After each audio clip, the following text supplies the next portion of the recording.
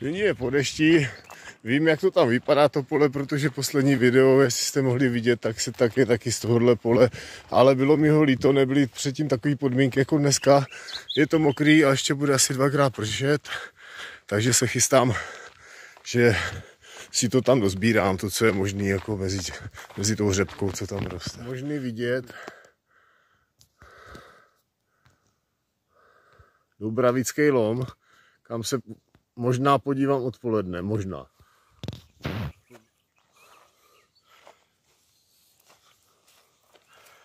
Dnes jsou podmínky ještě horší, čekám na déšť a potom to půjde. Tohle jsou ty nejcennější železnické acháty.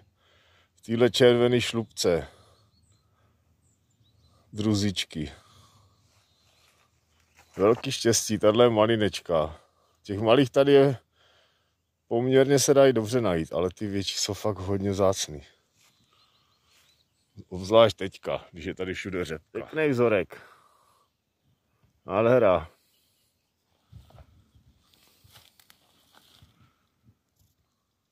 Tak tady je jeden krásný kousek do sbírky.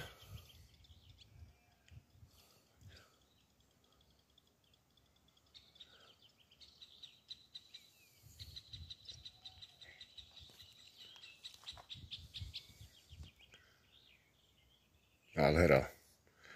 Ale to není možný. Já jsem tady normálně na té lokalitě železnicí našel český granát. Podívejte se na to.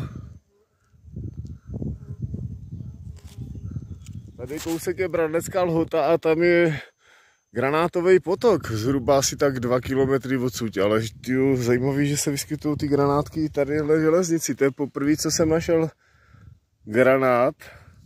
A sbírám hodně granáty český. Dost se tomu věnuju. A tadyhle je můj první nález. Tak to je super dneska. Je to prcek k ničemu, ale udělá radost. Nyní je po větší bouřce a už nám začínají líst pěkný nálezy. Jo, tohle najít ve větším kuse, tak je to úplně super, i když to stačí pro radost. To jsou ty ceny, no.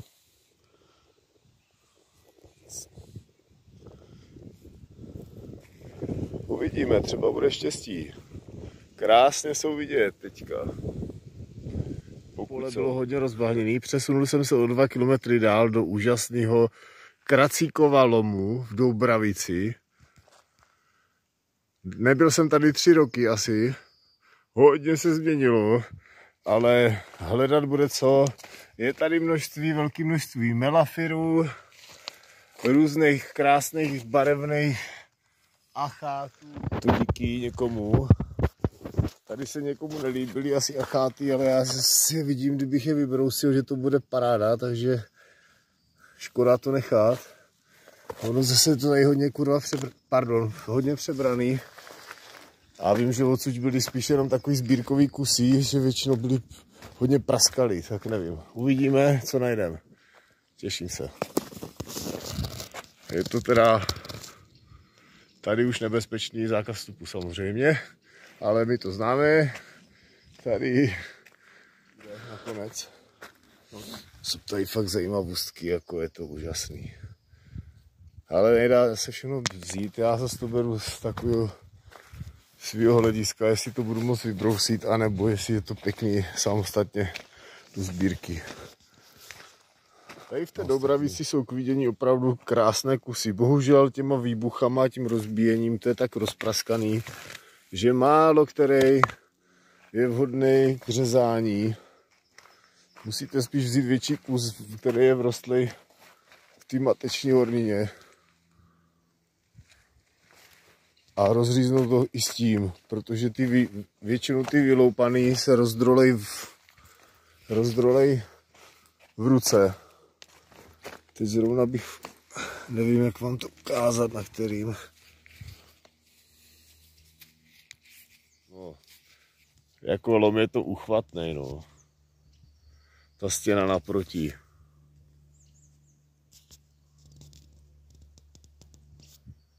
Jednou jsem si to chtěl zkrátit. Chytrá hlava. A lezl jsem to tady tudydle.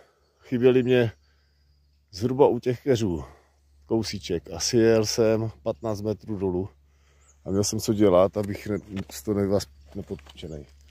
Nikdy už takovou blbost nebudu dělat, že si budu přelízat z jedné etáže na druhou a nepůjdu po cestě.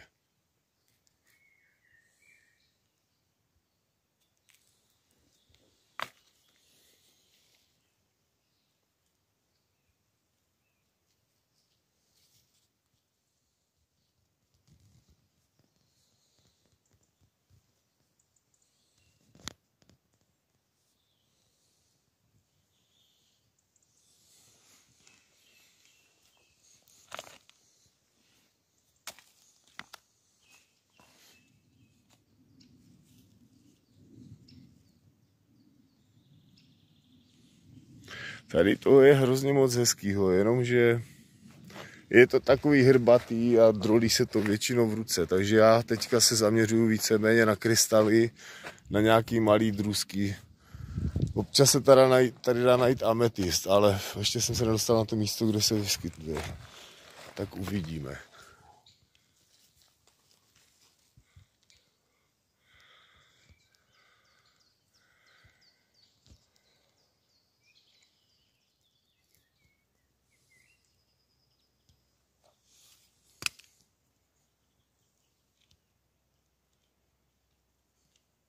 Krásný ametisty. Jemný nádech fialový. Spíš taková růžová. Paráda, další brambora, ale teda ta je veliká.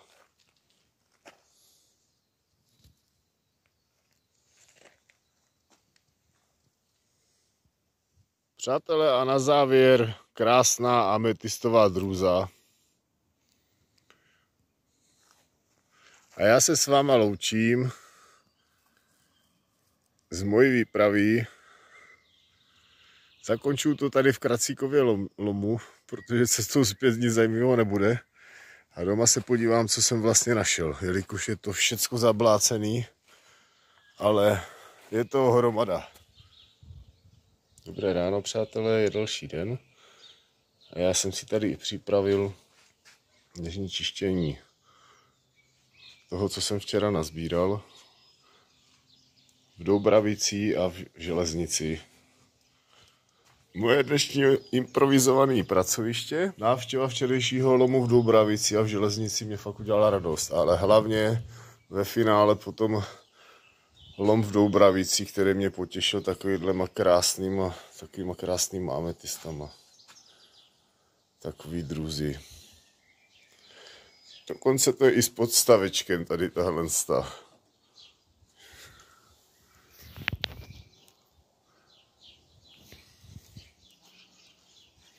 Nádhera.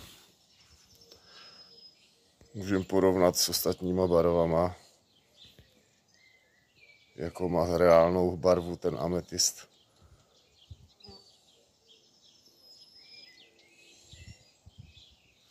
V lomu to nebylo ani vidět, jak to bylo špinavý, jak byly krásný.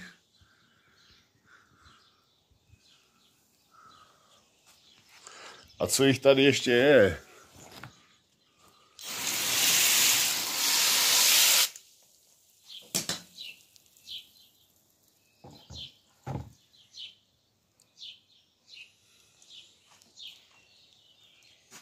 Konečně mám za sebou vyčištěnou Doubravici, Kracíkův lom. Rozdělil jsem si to na ametistový drůzy. Krásný.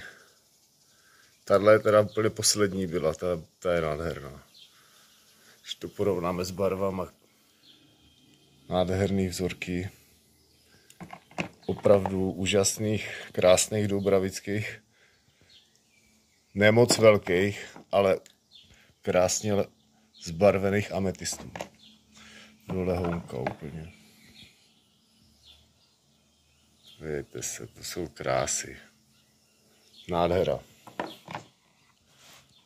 Vedle jsem si dal do belíčku drůzy, křišťálů.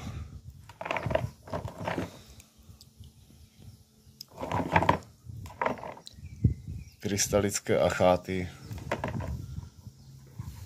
Tady byla jedna taková zajímavá. A tady tahle je ta opalizovaná.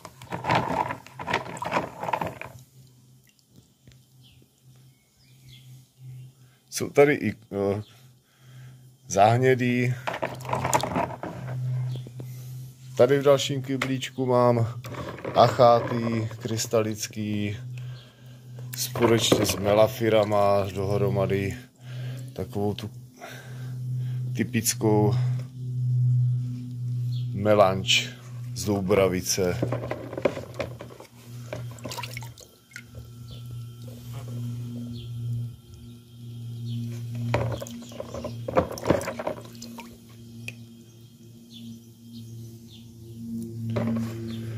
V posledním kyblíku mám krásný mix různých achátů.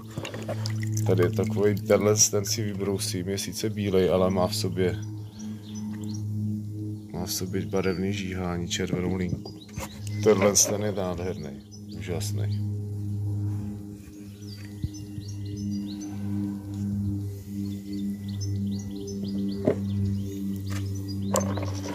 Poměrně velký kus, který se nerozpadl.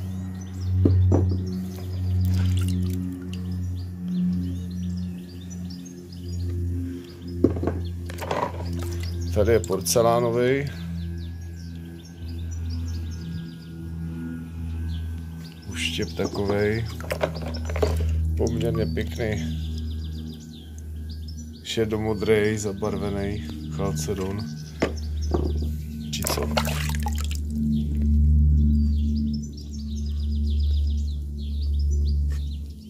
Tady tohle vypadá jak bleskový achát.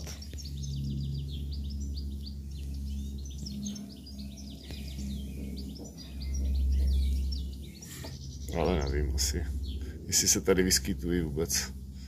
Tak mě to přišlo. Ne moc zvyklý. No, tady v rychlosti ještě nějaký menší z té Doubravice achátů, takových jsem moc nedovez. Ovšem barevně jsou nádherný. Tady ještě malá ukázka alpského křemene, který se také vyskytuje v Doubravicích. Vzal jsem si jich pár. Pár vzorků alpského křemene z Doubravice. Někdy tam jsou opravdu nádherné velké kusy. Několika centimetrové špice.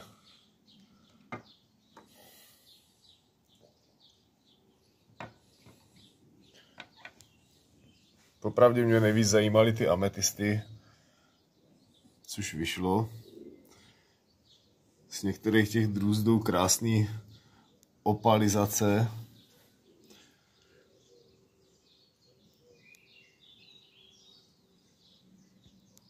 Takže Doubravice mě udělala radost, na to, že jsem tam byl 2 hodiny jenom. Tak dobrý. A jdu dál.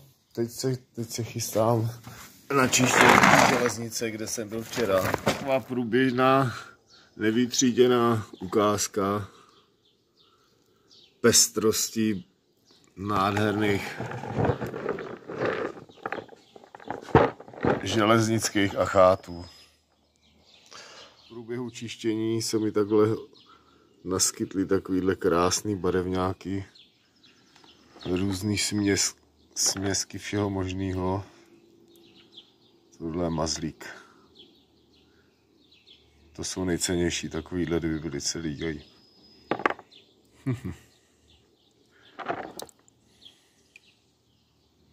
Karneol.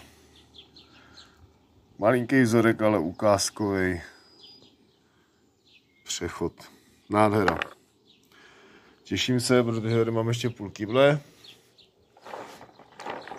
Možná třetinku, to nevadí, ale jsou tam fakt zajímavé věci některé.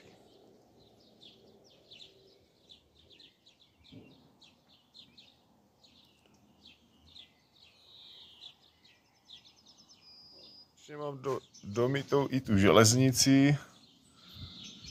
Zase nádherný, pestrobarevný.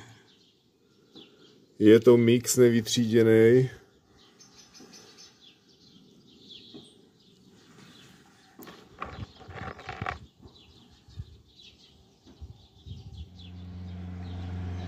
Takže takhle to vypadá, takovou krásu jsem tam našel.